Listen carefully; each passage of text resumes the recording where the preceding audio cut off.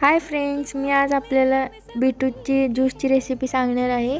तर पहिल्यांदा बीटरूट स्वच्छ धुवून घ्यायचे आणि त्याचे बारीक बारीक स्लाइस करायचे, ते मिक्सरच्या भांड्यामध्ये टाकायचे। बीटरूट पहिले स्वच्छ धुवून घ्यायचे, कारण त्याला माती लागलेली असते, ते जमिनीच्या खाली असतात ना, त्यामुळे। नंतर आवळे घ्यायचे, आवळे दोनच घ्या, 2 ग्लाससाठी किंवा 3 ग्लाससाठी, कारण आवळ्याने टेस्ट भारी येते आणि हेल्दी असतात, त्यात विटॅमिन सी असतं, केसांसाठी खूप हेल्दी असतात आवळा। मग आवळ्या घेऊन त्याची पण स्लाइस करायच्या आणि मिक्सरच्या भांड्यामध्ये टाकून घ्यायचे। त्याच्यानंतर आपण त्यात ॲड करतो पुदिनाचे पानं हेल्दी असतात आणि मसाले टाईप टेस्ट येते ज्यूसला, ज्यूस पिऊ वाटतो। मग ते सगळं एकत्र करून घ्यायचं मिक्सरच्या भांड्यामध्ये।